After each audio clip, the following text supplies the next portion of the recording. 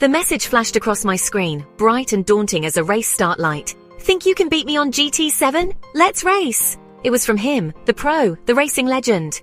Okay, maybe legend is a bit much, but in the world of sim racing this guy was the real deal. I stared at the message, my fingers hovering over the keyboard. Was I good?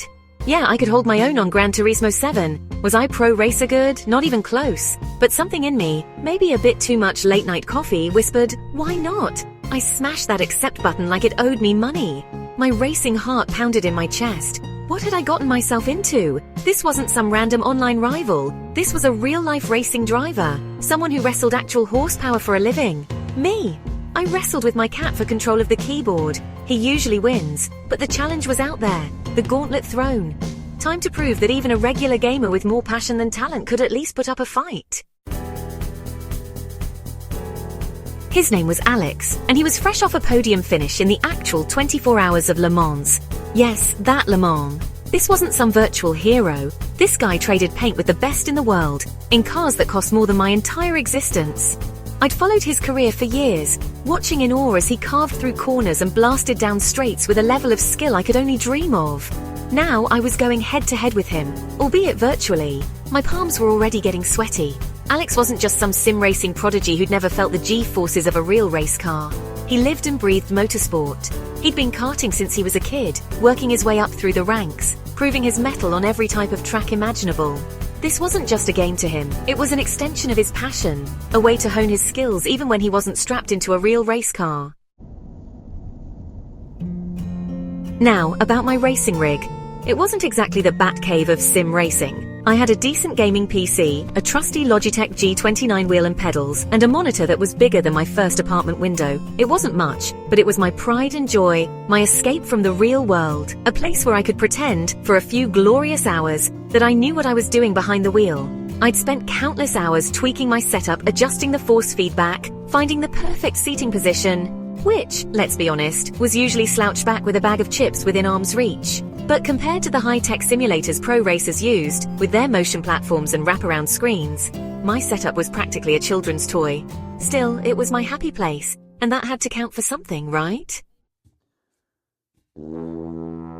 We agreed on a fair fight, as fair as you can get in the digital world. Same car, same track, 3 hot laps to set our fastest time.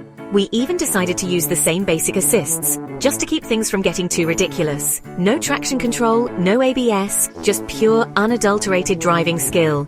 Or, at least as much as we could muster. The track was the legendary Nürburgring Nordschleife, the green hell itself. Even in the virtual world, this track was notorious for its demanding corners, elevation changes, and unforgiving nature. One small mistake and you were headed for the virtual barriers, your lap time ruined, your pride dented like a poorly parked Fiat 500.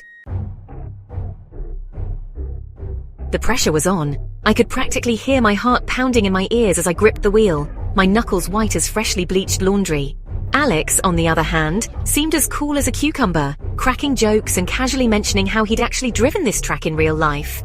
No pressure, right?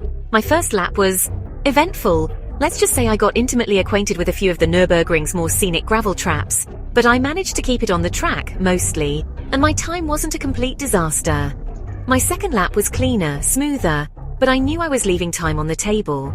For my final lap, I took a deep breath, channeled my inner Lewis Hamilton, or maybe it was just the pizza I had for dinner, and went for it. I pushed harder than I ever had before, flirting with the limits of adhesion, my tires screaming in protest. I crossed the finish line, heart racing, sweat dripping, feeling a strange mix of exhaustion and exhilaration. Now it was Alex's turn. He approached his laps with a level of precision and calmness that was almost unnerving. Every corner, every apex, every braking point was executed with surgical precision.